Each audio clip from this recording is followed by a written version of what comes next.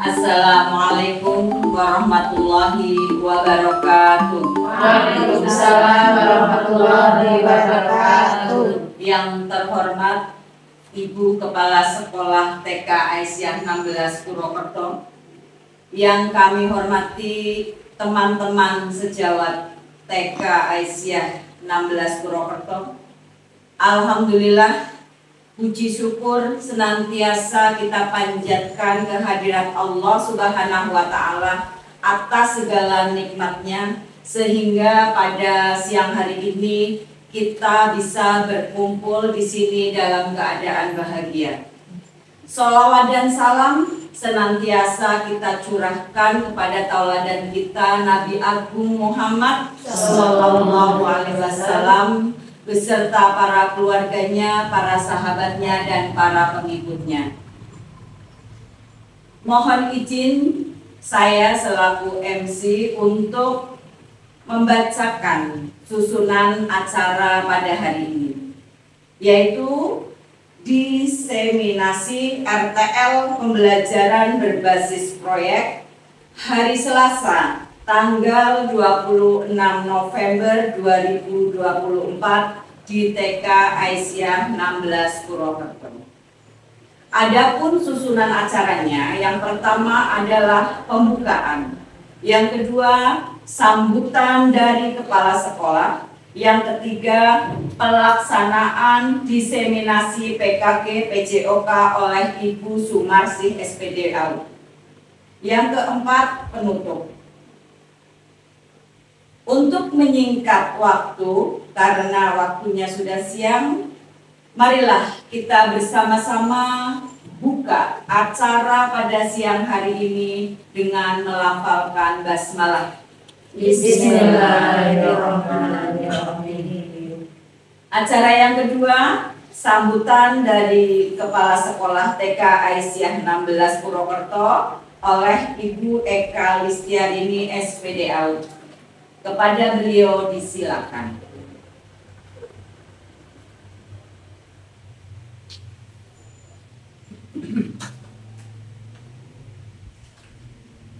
Bismillahirrahmanirrahim. Assalamualaikum warahmatullahi wabarakatuh. Waalaikumsalam warahmatullahi wabarakatuh. Alhamdulillahirabbil alamin. Raditu billahi robba wa bil islami dina wa bi Muhammadin sallallahu alaihi wasallam. Puji dan syukur marilah kita panjatkan kehadirat Allah Subhanahu wa Ta'ala yang telah melimpahkan banyak nikmat kepada kita. Tak lupa sholawat serta salam tercurah kepada junjungan kita Nabi besar Muhammad Sallallahu Alaihi Wasallam. Semoga kita telah mendapatkan syafaat dari beliau. Pertama, saya ucapkan terima kasih kepada teman-teman sejawat guru yang telah meluangkan waktunya untuk mengikuti pemaparan RPL atau Rencana Tindak Lanjut Pembelajaran Berbasis Proyek PKG PJOK. Yang kedua, besar harapan setelah nanti dijelaskan oleh Bu Sumarsi, mudah-mudahan kita dapat memetik hasilnya, baik jangka pendek, menengah, ataupun jangka panjang. Yang ketiga, marilah teman-teman kita semuanya kita mendengarkan dan menyimak pemaparan tentang PJOK yang berbasis proyek. Nanti mudah-mudahan teman-teman semuanya bisa mengambil manfaat atau mengambil ilmunya sehingga bisa menerapkan ke anak-anak didik. Mungkin hanya itu saja dari saya. Demikianlah sambutan dari saya. Assalamualaikum warahmatullahi wabarakatuh. Waalaikumsalam warahmatullahi wabarakatuh. Acara yang selanjutnya yaitu pelaksanaan diseminasi PKG PJOK oleh Ibu Sumarsih SPD AU. Kepada Ibu Sumarsih disilakan. Terima kasih kepada Ibu Yuniati. selaku untuk saya. Gimana kabarnya teman-teman semuanya siang hari ini? Sehat. Sehat semuanya? Sehat. Berarti semangat Ibu? Semangat. Alhamdulillah, semangat untuk di siang hari ini adalah suatu anugerah tersendiri ya. Sebelumnya akan saya beri salam. Assalamualaikum warahmatullahi wabarakatuh. Waalaikumsalam warahmatullahi wabarakatuh. Ya, untuk yang kami hormati kepada Ibu Eka Listiar ini selaku Ibu Kepala Sekolah dari TK Aisyah 16 Purwokerto. Yang kami hormati rekan-rekan sejawat kami yang cantik-cantik, alhamdulillah. Mudah-mudahan untuk kesempatan siang hari ini rekan-rekan semuanya dalam keadaan sehat, tidak kurang suatu apapun. Okay? Amin. Untuk siang hari ini alhamdulillah pertama kali saya izin dan mengucapkan rasa syukur kepada Allah Subhanahu wa taala yang tentunya pada siang hari ini sudah memberikan kesempatan pada kita semuanya untuk menimba ilmu bersama-sama, ya. Semoga apa yang nanti akan kita pelajari bersama-sama menjadi ilmu yang bermanfaat, ilmu yang berkah, ilmu yang barokah untuk peserta didik kita semuanya di TK Aisyah 16. Selanjutnya kami juga mengucapkan terima kasih kepada Ibu Kepala Sekolah, ya, sudah memberikan waktu kepada saya selaku peserta PKGPJOK Kabupaten Banyumas atas pemberian waktu untuk siang hari ini untuk mendiseminasikan apa yang sudah menjadi materi-materi yang telah kami peroleh dari pendidikan PKGPJOK yang terhitung mulai dari bulan Agustus hingga sekarang, dan kemungkinan ini juga nanti insya Allah akan berakhir di bulan Desember. Mohon doanya Ibu dan teman-teman semuanya, semoga selamat dalam perjalanan pendidikan ini. Kami semuanya beserta rekan-rekan yang ada di PKGPJOK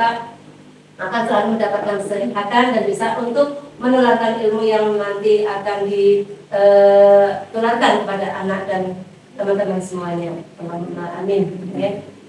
Selanjutnya mohon izin teman-teman semuanya, karena pada siang hari ini saya akan memberikan atau akan mendiseminasikan perihal pembelajaran berbasis proyek. Perlu Ibu Guru atau teman-teman semuanya ketahui bahwa pembelajaran berbasis proyek ini adalah pembelajaran yang istilahnya itu akan memberikan keuntungan dan berpusat kepada peserta didik. Okay?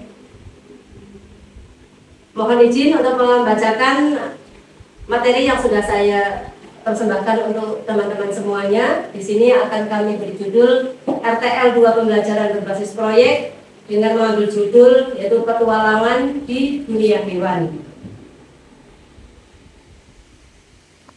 Selanjutnya, alhamdulillah kita semuanya di lingkungan TK Aisyah 16 Purwokerto, kita semuanya sudah terbentuk yang namanya komunitas belajar, KBS, komunitas belajar di sekolah.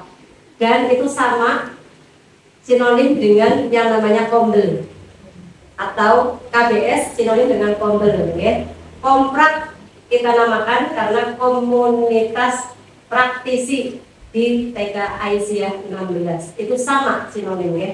Jadi yang sudah kita bentuk bersama-sama sudah dari tahun 2023 kita punya nama komunitas praktisi, ya, yaitu yang bernama Komprak TK Aisyah 16 seperti itu. Di situ ada teman kita yang sangat luar biasa perannya, ada Bu Windy, Bu Juni, Bu Herni, Bu Indah, Bu Lis, Bu Intan, Bu Siti, Bu Som, dan Bu Berti.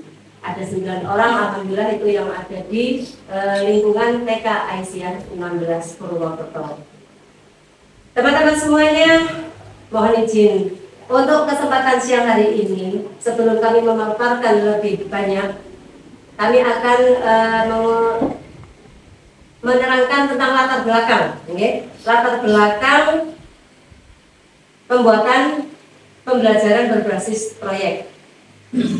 Latar belakangnya adalah Proyek petualangan di dunia hewan dirancang untuk tidak hanya memberikan pengetahuan tentang hewan, tetapi untuk memberdayakan peserta didik dengan memberikan kesempatan bagi mereka untuk memilih hewan yang ingin mereka pelajari, membuat keputusan tentang bagaimana mereka ingin menyajikan informasi dan memiliki kepemilikan atas proyek akhir.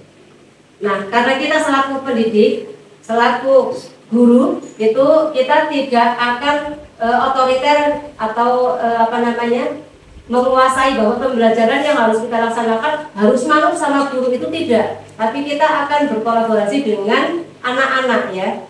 Nah, di sini anak itu akan kita berikan hak dari mereka, yaitu kita memberikan suara pada mereka. Dalam bentuk apa?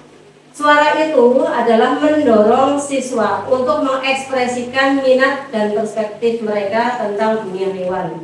Jadi kalau kita mau melaksanakan pembelajaran berbasis proyek, tidak harus kita yang menentukan satu pihak dari guru, tapi kita itu bermusyawarah dengan anak. Yuk anak-anak semuanya, nanti kita akan membuat sebuah proyek. Enaknya mau apa ya, seperti itu ya, atau dengan mengambil tema hewan, atau mengambil binatang, tumbuhan, atau yang lainnya seperti itu. Jadi anak-anak diberikan kesempatan untuk bersuara.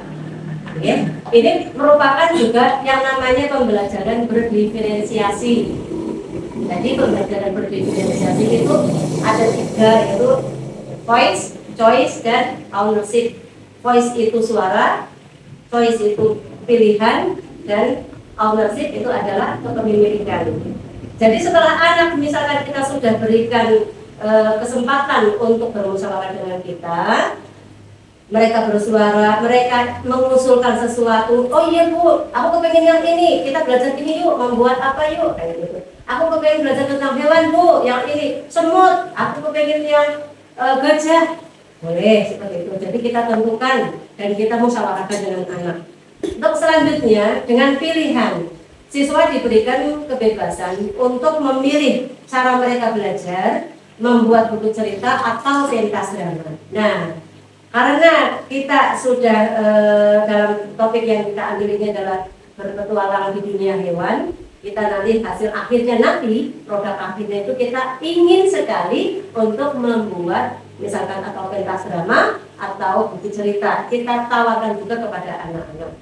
Seandainya dari anak-anak menghendaki adanya hasil akhirnya kita berupa buku cerita, berarti kita nanti akan memperkaya mereka itu dalam prosesnya nanti itu membuat buku-buku cerita dengan menggambar dulu atau mewarnai dulu, terus kita bukukan, ya. Kalau misalkan kita menawarkan pada anak, ternyata anak minta adanya pentas drama, itu juga suatu pagelaran yang sangat luar biasa. Bisa kita tampilkan di akhir tahun, bisa seperti itu ya. Jadi pada saat pentas, anak-anak itu akan menjadi peran seperti itu ya. Selanjutnya, untuk kepemilikan, siswa diberikan kebebasan untuk memilih cara mereka belajar, membuat buku cerita atau pentas drama sehingga mereka bertanggung jawab atas hasil akhir. Seperti itu ya, seperti yang sudah saya jabarkan tadi. Selanjutnya, tujuan program. Tujuan program yang kita laksanakan adalah untuk memfasilitasi pembelajaran PJOK yang aktif dan menyenangkan. Melalui kegiatan yang menarik dan interaktif, peserta didik itu akan belajar tentang berbagai macam jenis hewan, habitatnya, sampai kepada gerakan-gerakan yang biasa dilakukan oleh hewan-hewan yang kita kenal tadi. Selanjutnya, bisa mengembangkan keterampilan motorik. Ya. Peserta didik akan melatih berbagai gerakan yang terinspirasi dari hewan, seperti gerakan melompat seperti katak, terus merayap seperti ular, atau terbang seperti burung elang, burung kakak tua, burung dan sebagainya. Gitu. Selanjutnya, program yang ketiga bisa meningkatkan kerjasama dan komunikasi. Melalui kegiatan kelompok, peserta didik itu akan bisa belajar untuk bekerja sama, berbagi ide, dan bisa untuk memecahkan masalah bersama. Selanjutnya, bisa menumbuhkan rasa cinta terhadap alam. Proyek ini akan menumbuhkan kesadaran akan pentingnya menjaga kelestarian alam dan satwa lingkungan, seperti itu ya. Terakhir, untuk membangun rasa percaya diri dengan menampilkan hasil karya di depan kelas, peserta didik akan melatih keberanian dan percaya diri mereka. Jadi anak-anak misalkan sudah diberikan choice atau pilihan, anak-anak ingin memperagakan jenis hewan apa, diperagakan di depan kelas, itu bisa akan melatih kemandirian, bisa melatih kepercayaan dirian si anak, seperti itu. Selanjutnya, nah,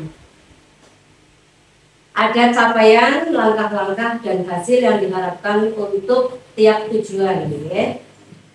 Untuk capaian dari proyek yang sudah kita rencanakan adalah peserta didik dapat mengidentifikasi berbagai jenis hewan dan ciri-cirinya. Bagaimana indikator yang kita capai dari yang sudah ada ketentuan capaian tadi? Itu peserta didik dapat menyebutkan minimal 5 jenis hewan beserta ciri-ciri atau khas dari hewan tersebut. Terus langkah aksinya yaitu pembelajaran kelompok dengan menggunakan gambar, video atau buku-buku cerita yang kita punyai. Dan kegiatan observasi langsung peternakan bisa seperti kita sudah laksanakan dalam kegiatan rutin ya.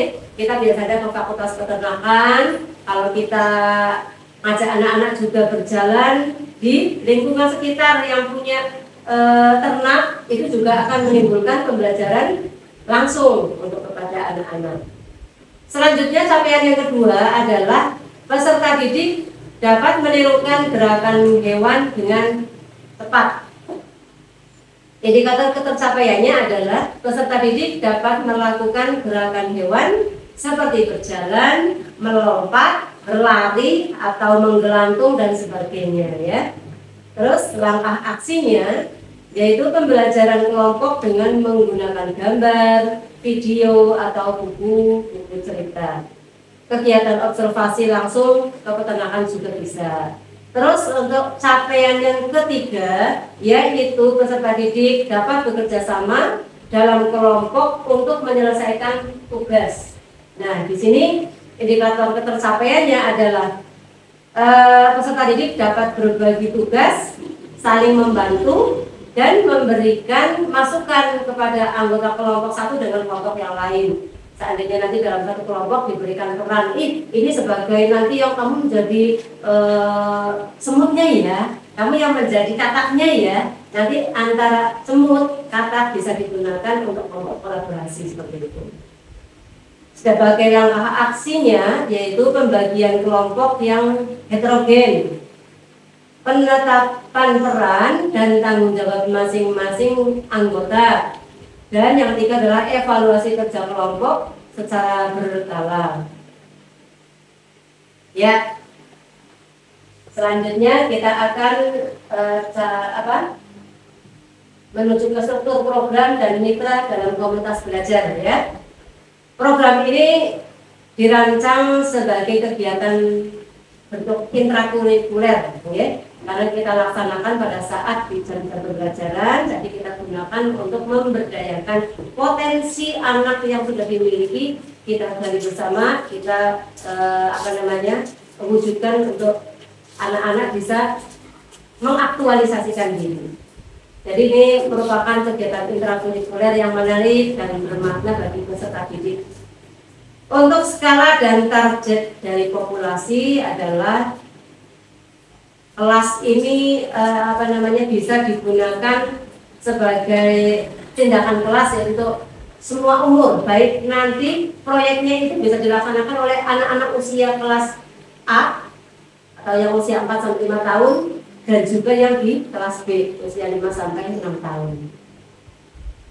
Selanjutnya untuk ukuran kelompok, idealnya setiap kelompok terdiri dari 4-5 orang anak ya. Jumlah kelompok dapat disesuaikan dengan kebutuhan dan peserta didik secara keseluruhan. Selanjutnya ada pengaturan program. Untuk waktu pelaksanaan dari program yang kita rencanakan ini itu bisa dapat dilaksanakan dalam 1 semester sekali, bisa dilaksanakan dalam 1 tahun sekali, bisa. Itu bisa dilaksanakan di akhir tahun pada saat kita kenaikan kelas, kita bisa ditempatkan di situ, kita bentuk pentas atau pentas drama ya. Jadi bisa dilaksanakan 1 tahun sekali. Tapi kalau misalkan kita kepingin mengadakan dalam waktu semesteran, itu juga memungkinkan. Seperti itu ya. Terus untuk ruang, kegiatan dapat dilakukan di berbagai tempat. Bisa di ruang kelas, yaitu untuk kegiatan diskusi, presentasi, dan pembuatan karya. Sedangkan untuk ruang selanjutnya bisa di halaman sekolah, untuk kegiatan observasi alam dan permainan yang berkaitan dengan hewan.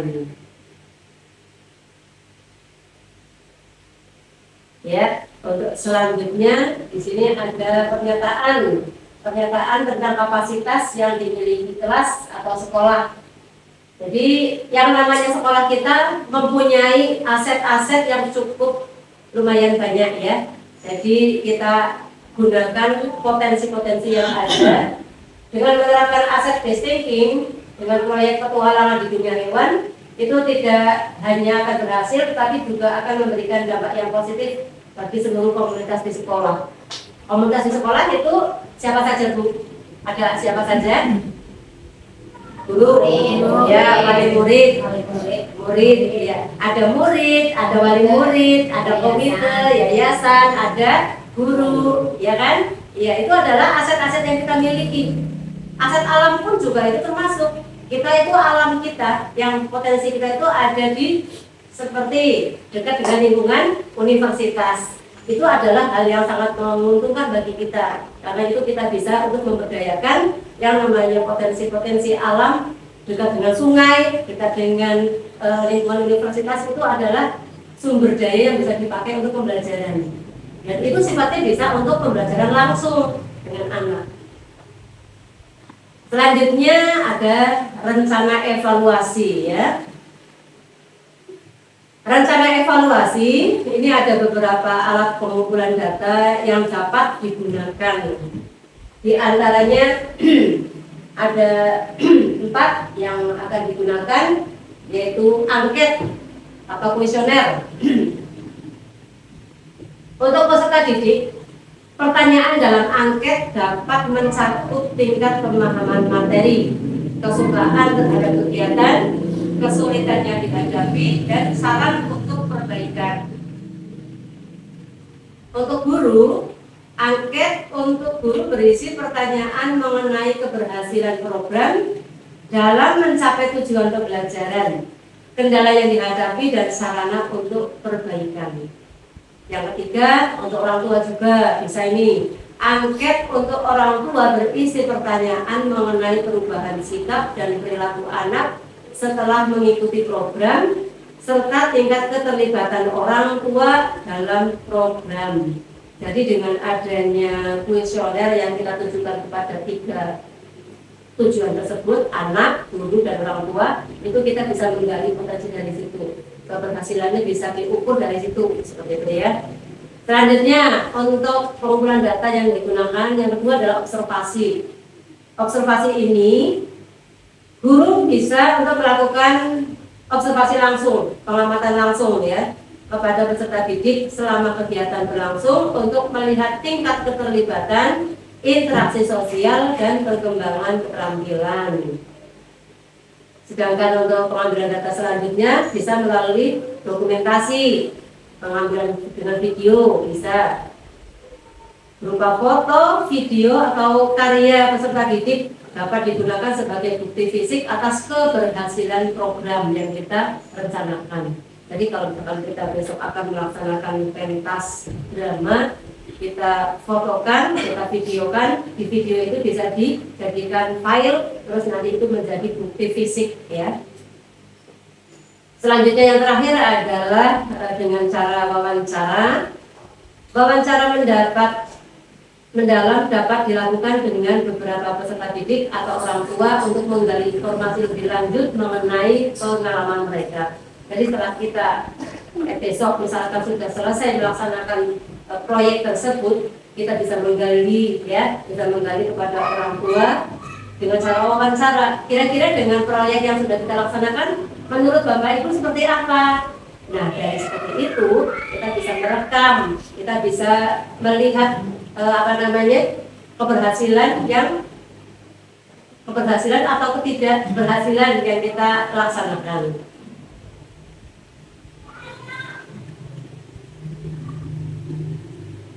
Terus selanjutnya yang namanya proyek tidak mulus selalu berhasil, itu tidak mungkin ya. Ada kalanya mungkin dan ada kalanya belum. Nah, biasanya ini ada kemungkinan tantangan yang dihadapi antara lain minat peserta didik yang berbeda-beda. Tidak semua peserta didik itu akan memiliki minat yang sama terhadap hewan. Biasanya kan anak ada yang suka hewan A, hewan B, seperti itu ya. Betul, ya. Terus selanjutnya ada keterbatasan waktu jadwal kegiatan yang padat. Oke, tadi dengan adanya waktu kita yang punya jadwal banyak, kita kadang terbentur dengan waktu-waktu ini, gitu ya. Terus selanjutnya ada sumber daya yang terbatas. Ada proyek yang sudah kita rencanakan, tapi sumber dayanya terbatas. Terbatasnya alat peraga bisa jadi, terbatasnya buku, terbatasnya fasilitas lain yang dapat menghambat atau jadi proses pembelajaran itu. Ini aku kurang sarprasnya, aku kurang literasinya, aku kurang sumber daya gurunya, seperti itu termasuk kendala. Dan selanjutnya ada perbedaan kemampuan peserta didik. Tidak semua peserta didik itu memiliki kemampuan yang sama ya, dalam hal kognitifnya, sosialnya, terus dari motoritas dan halusnya itu pasti berbeda antara satu anak dengan anak lain. Itu kadang bisa menjadi kendala. Dan terakhir itu ada perubahan rencana yang tidak terduga. Misalnya proyek yang sudah kita laksanakan direncanakan dengan matang, ternyata di hari-harinya pada saat melaksanakan kegiatan luar itu cuaca buruk, mati listrik bisa, hujan badai bisa. Itu yang tidak terbayangkan oleh kita. Itu juga termasuk dari faktor kendala yang menjadi tantangan kita. Jadi harus diantisipasi bagaimana sih supaya proyek kita itu berhasil. Antisipasi dari awal. Oke. Terus selanjutnya ada tantangan, biasanya juga ada solusi. Ya. Rencana solusi dan penerapan aset based thinking antara lain, satu, bisa memfasilitasi pemilihan. Tantangannya minat peserta didik yang berbeda-beda. Solusinya berikan kesempatan kepada peserta didik untuk memilih topik hewan yang mereka minati. Dengan demikian mereka akan lebih termotivasi untuk belajar. Kalau misalkan kita yang menentukan, biasanya anak nggak suka atau mereka itu juga berat untuk melaksanakannya. Tapi kalau misalkan beda, kita memberikan kebebasan pada anak kepengen suka hewan apa yang kita mau pilih kayak gitu. Dengan adanya mereka suka, pada saat kita melaksanakan pembelajaran juga biasanya enjoy, ya enggak? Iya. Terus seperti itu. Terus untuk penerapan aset based thinking-nya, manfaatkan minat peserta didik sebagai titik awal untuk merancang kegiatan pembelajaran yang lebih menarik. Yang kedua, ada kreativitas dalam menggunakan sumber daya. Solusinya ya.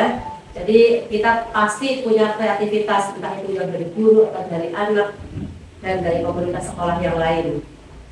Tapi punya tantangan juga, tantangannya yaitu sumber daya yang terbatas. Terus ada solusinya, bagaimana? Solusinya gunakan bahan-bahan bekas. Seandainya kita punya proyek besar, sumber dayanya terbatas, muridnya misalkan sedikit, butuh biaya banyak, kita bisa memanfaatkan aset-aset alam seperti itu.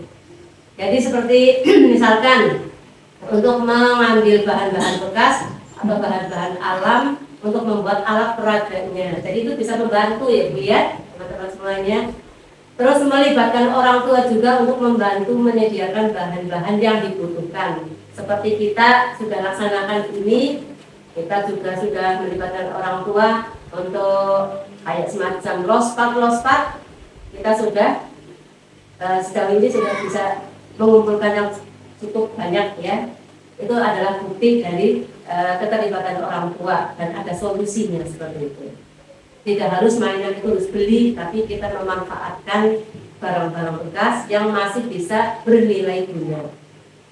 Selanjutnya penerapan asset based thinkingnya yaitu manfaatkan lingkungan sekitar sebagai sumber belajar, misalnya mengamati serangga di taman sekolah atau burung di sekitar rumah. Nah, itu hal sepele, tapi ternyata kita juga di situ ada pembelajaran yang sangat bagus sekali. Kita membawa anak keluar, tidak harus menghadirkan, tapi kita membawa anak-anak keluar ke sumber belajar secara nyata seperti itu.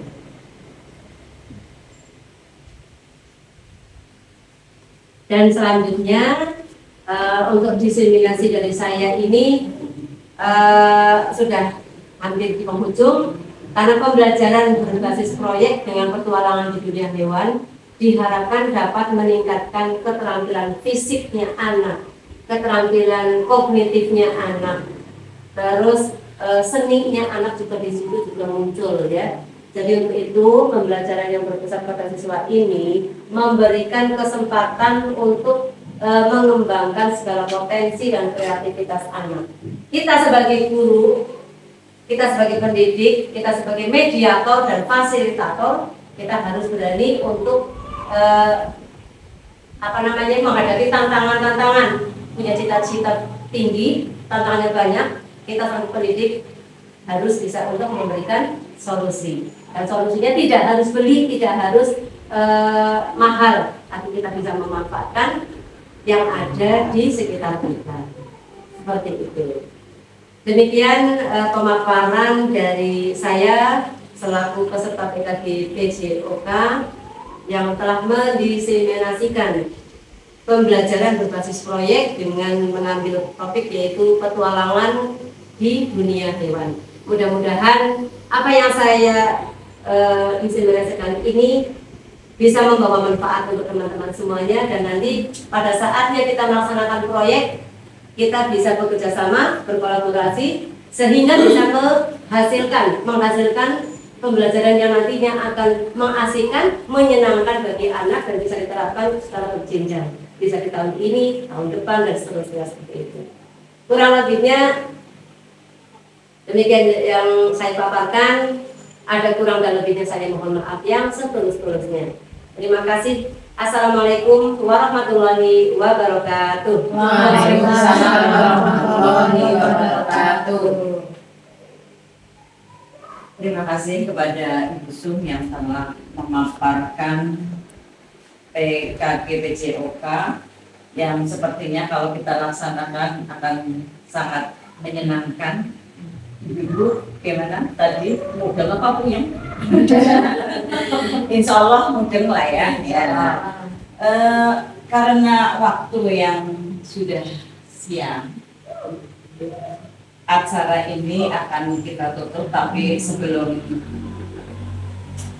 saya tutup, saya selaku pembawa acara mohon maaf yang sebesar-besarnya jika dalam membawakan acara ini banyak kata-kata yang tidak pas atau kurang berkenan. Saya mohon maaf yang seikhlas-ikhlasnya. Bahwa setelah kita melakukan diseminasi, besar harapan kita bisa melaksanakan proyek yang sudah kita rencanakan bersama. Yang kedua, proyek itu bukan kesempurnaan, tapi merupakan proses pembelajaran. Semoga kita akan segera bisa melaksanakan apa yang kita rencanakan. Sebagai acara yang terakhir penutup, marilah kita tutup acara pada siang hari ini dengan melafalkan hamdalah dan doa kafaratul majelis. Alhamdulillahirabbil alamin. Subhanakallahumma wa bihamdika asyhadu an la ilaha illa anta astaghfiruka wa atubu ilaik. Assalamualaikum warahmatullahi wabarakatuh. Waalaikumsalam warahmatullahi wabarakatuh.